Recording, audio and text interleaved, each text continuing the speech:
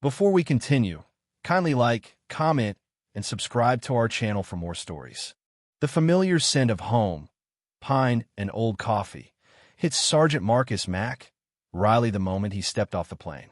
A year of desert dust and deafening silence was behind him.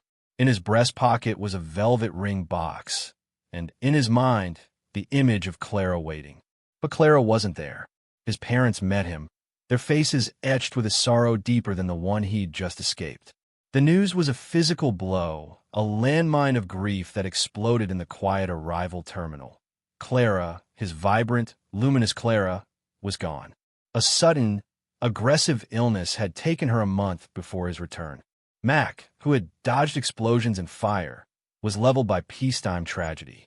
He spent the first week in a fog, the battlefield images blurring with the crushing emptiness of their small apartment. He was a survivor who had lost his reason for surviving. On the 8th day, his mother brought him a shoebox wrapped in tissue paper. "Clara left this for you, Mac. She said to open them one at a time, only when you felt ready."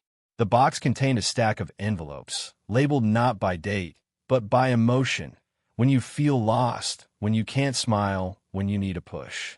Mac opened the first one, when you feel lost. The familiar loops of Clara's cursive swam on the page. "My dearest Mac, I know you're angry. I would be too. But darling, remember that rooftop night? The one where we swore we'd never let anything steal our wonder? Go back there. Look up. That sky is ours still. I'm just watching it from a better seat. I love you. Now, go find your way home." See, he drove to the old parking garage rooftop.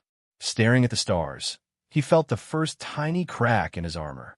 The letter was a fragment of her soul, warm and demanding, and it guided him back to the edge of the living world.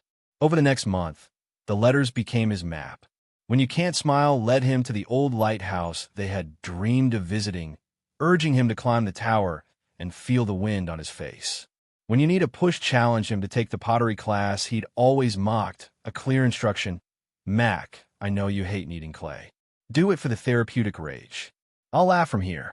Each experience was bittersweet. He wasn't performing tasks. He was fulfilling shared dreams, finding fragments of her joy tucked into his present pain. The laughter he forced at the pottery wheel was raw, but it was real. He was slowly, awkwardly, re-engaging. But the letters grew more poignant. One, marked When You Remember Our Future, confessed her illness, written with a heartbreaking, gentle bravery. "I try to hold on, Mac. I fought like hell. But darling, I need you to know my last wish isn't for you to mourn me forever. It's for you to live fully. Remember that falling down cabin by Willow Creek? The one we promised to fix up? Go there. I've enclosed the key. I'm going to be waiting for you there, not as a memory, but as the quiet peace you deserve." Mac found a key, rusty and cold. He also found a folder hidden beneath Clara's old planning calendars. Inside were blueprints and sketches for a community remembrance garden, a place of growth, not just memory. She hadn't just been dreaming for herself. She had been planning a legacy for their town. The garden plans were a future he felt obligated to protect, but the cabin called to his rawest grief. The cabin was exactly as they remembered. Moss on the roof, dust motes dancing in the single beam of sun. It smelled of damp wood and forgotten time.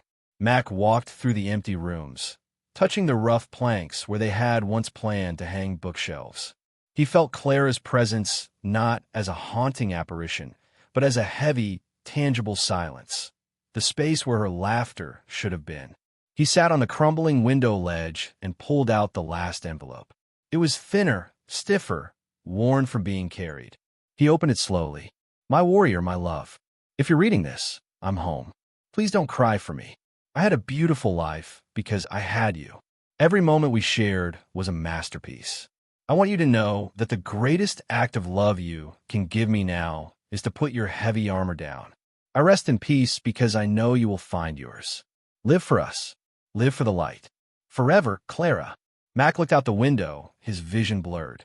He finally allowed the immense, soul-shattering grief to break him. He sobbed for the lost future, the unasked question, the quiet years they would never share.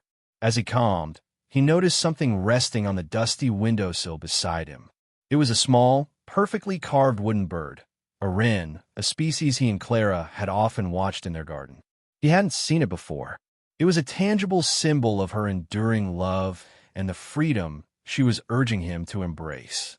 He picked it up, cold wood warming in his palm, feeling the profound peace of her final blessing settle over him. Mac never sold the cabin. He started fixing it, little by little, a sanctuary from the world, a project that didn't demand speed, only presence. But his true focus became the Remembrance Garden. He presented Clara's plans to the community, who rallied behind the idea. Mac, the quiet veteran, became the organizer, the builder, the one with a vision. He directed volunteers, hauled soil, and laid paths. The garden became a symbol of collective healing, a place where people could plant life in memory of loss. Years blurred. The garden flourished, a vibrant canvas of life, a testament to Clara's spirit and Mac's enduring promise. He formed new, deep friendships through the labor, people who knew his sorrow but saw his strength. One crisp afternoon, Mac sat on a bench in the heart of the garden, watching a child water a bright patch of sunflowers. He touched the wooden wren on his keychain. The scars of his deployment still remained, and the ache of Clara's absence would never truly disappear. But the heavy armor was gone. He was home, living a life of purpose, surrounded by the growth and beauty she had intended. He was at peace, knowing that in making her wishes bloom in the world, he had not only kept his promise, but had finally allowed his love to truly rest in peace. Did you enjoy the video? Kindly like, comment, and subscribe to our channel for more videos like this.